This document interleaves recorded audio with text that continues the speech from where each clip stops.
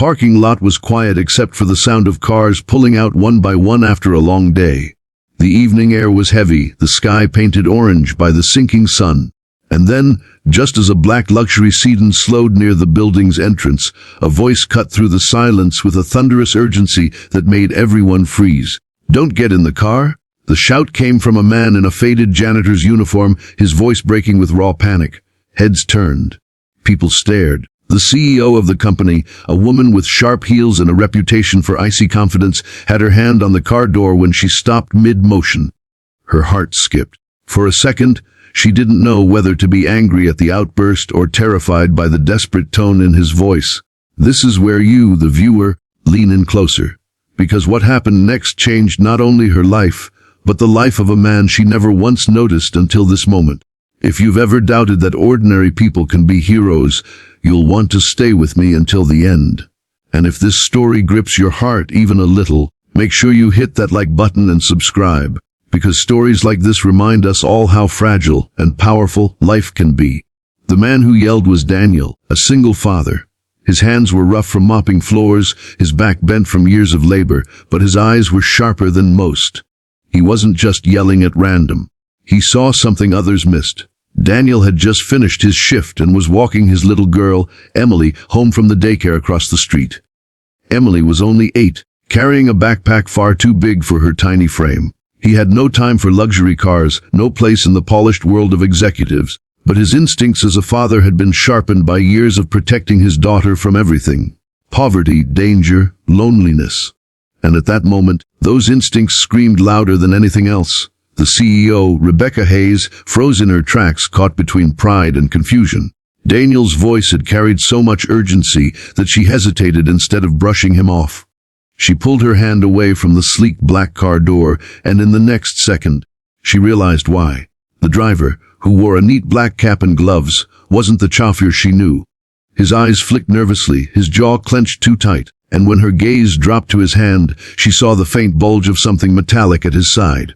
A weapon. The world tilted. Rebecca's breath caught in her chest. Before she could react, Daniel had already stepped forward, putting himself between her and the stranger.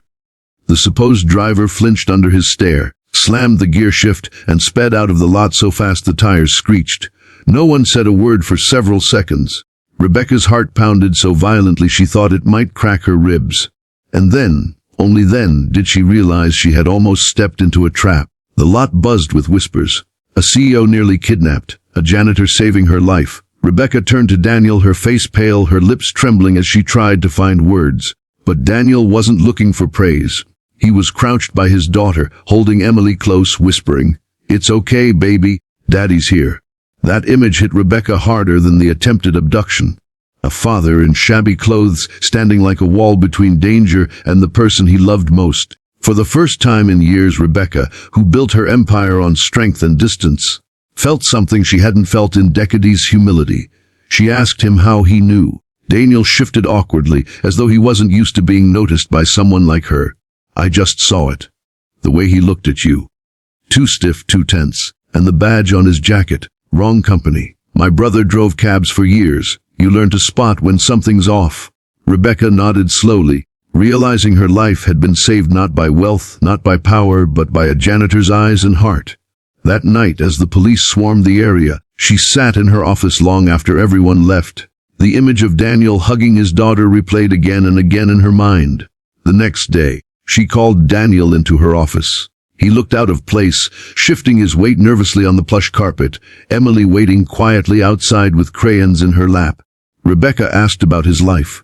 He was hesitant, then admitted truths he rarely shared: how he lost his wife to illness when Emily was 3, how he worked double shifts to keep her in school, how he skipped meals so Emily never had to. His voice cracked once when he said, "I don't mind mopping floors, but I promised her I'd never let her feel like she wasn't safe or loved." Rebecca, who had built walls around her own heart, felt them crumble in that moment. She had been the type to overlook men like Daniel, never sparing a thought for the janitors who made her spotless office possible. Now, she couldn't stop thinking about him. He wasn't just a janitor. He was a father, a protector, a man carrying the weight of love on his shoulders. Weeks passed, but Rebecca couldn't shake the thought that she owed him more than thanks. She arranged for Emily's school fees to be covered quietly. She promoted Daniel into a safety supervisor role, something that matched his keen instincts. At first, he resisted pride battling with gratitude, but eventually he accepted, knowing Emily's future came first. The bond that grew between them wasn't built on pity, but on respect. Rebecca visited Emily sometimes, sitting with her as she drew pictures. And slowly, Rebecca began to open about her own life, her own loneliness, her own sacrifices that left her rich in money but poor in warmth. Through Daniel, she rediscovered something she thought was lost forever: humanity. Months later, during a company gathering, Rebecca stood on stage. She could have spoken about profits or growth, but instead, she shared the story of the janitor who saved her life. The crowd gasped, then applauded. But Rebecca wasn't trying to glorify him. She was trying to remind everyone, including herself, that real strength doesn't always wear a suit. Sometimes it wears faded uniforms, carries lunchboxes for children, and works night shifts. Daniel never sought attention. He only smiled softly as Emily clapped for him in the front row, her little hands making the loudest sound in the room.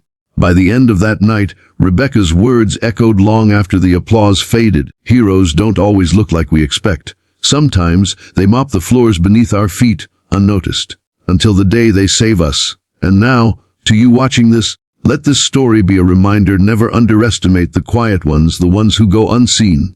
Their strength might one day save you too. If this story touched you, don't forget to like this video and subscribe to the channel for more stories that remind us of the power of ordinary heroes, of love, and of the strength we all carry within.